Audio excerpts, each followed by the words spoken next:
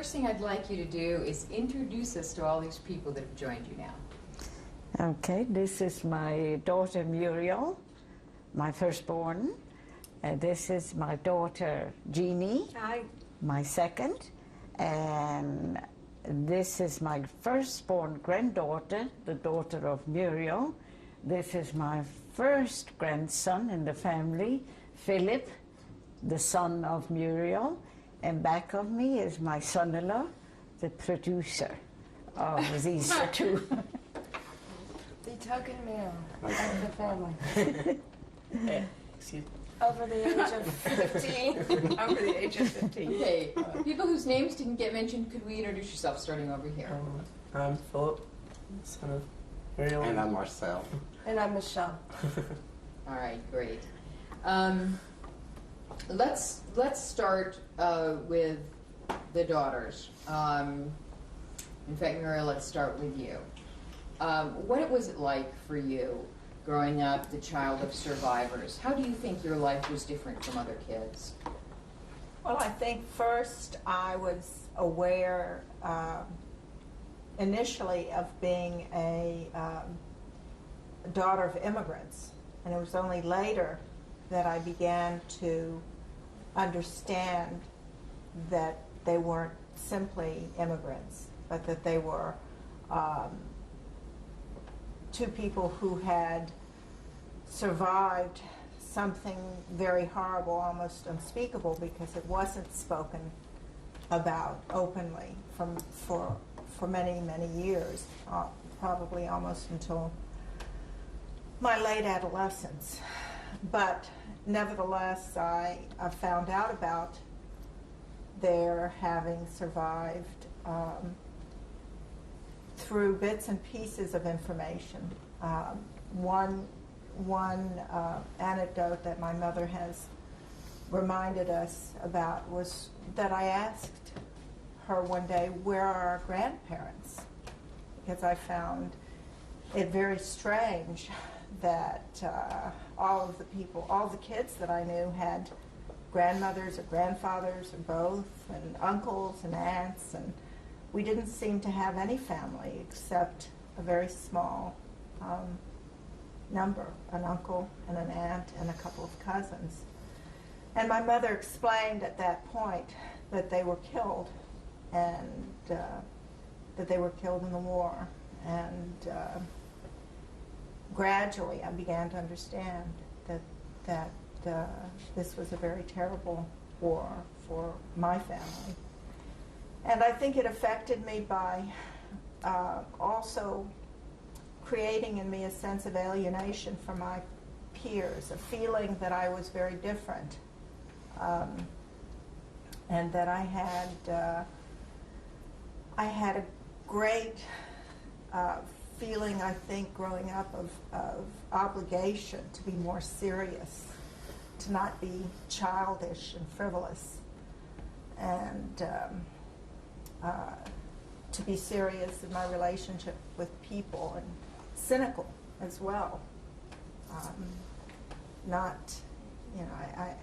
I didn't feel that I could be naive and fun-loving and carefree.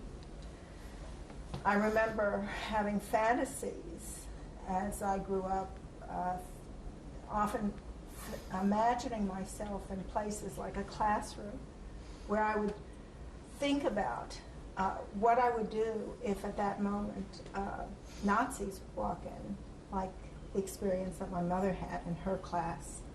You know, where would I go? How would I hide if someone started to open fire? And often looked around in rooms when I entered them, wondering where the exits were. So those types of thoughts are, I think, typical of child fantasies, and I think left a sense of paranoia that certainly robbed me of a feeling of security.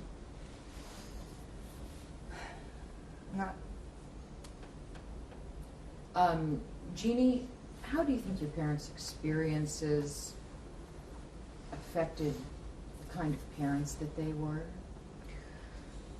I felt that they continued to be survivors. I felt that they pretty much left World War II and fell into World War III. As our childhood, I can remember my parents always struggling.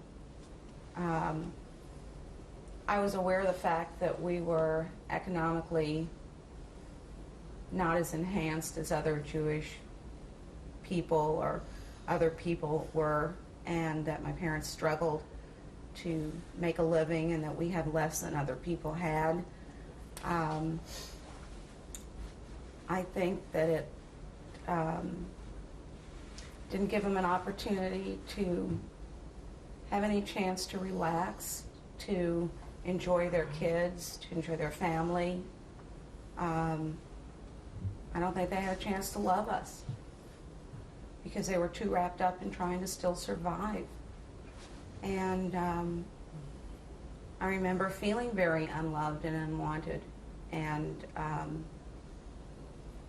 unliked by both my mother and my father.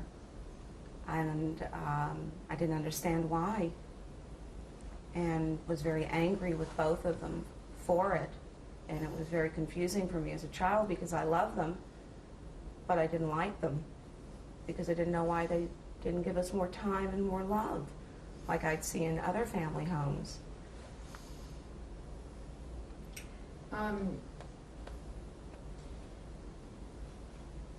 Muriel, do you feel that the kind of parent that you are has been affected by the kind of parenting you had in regards to this experience? In regard to my parents having had that experience, I'm sure it has. Every person grows to parent based on their own experiences of their own parents. I think, if anything, there's probably that residue of being very serious and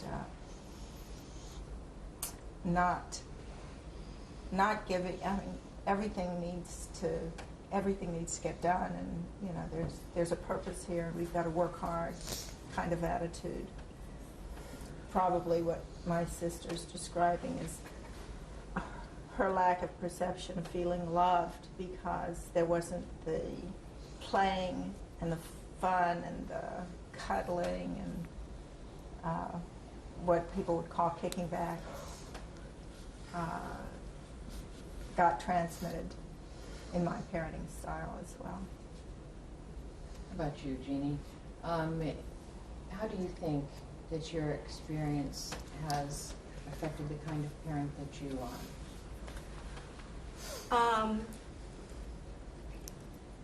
I think I was very lucky, believe it or not, to have gone through what I went through. I think if I hadn't, I wouldn't have been able to have had the foresight to instill in my child the importance of acceptance of people and their differences, and instill on her how important compromise is in life and respect.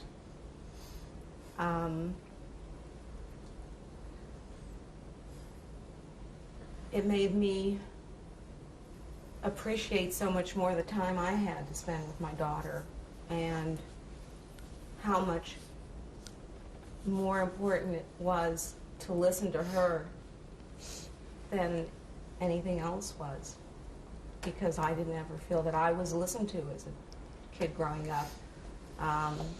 They just were always too busy. So I think it helped me to be a better parent because I learned to give love that I felt I hadn't been able to be given as a child from my parents. Philip,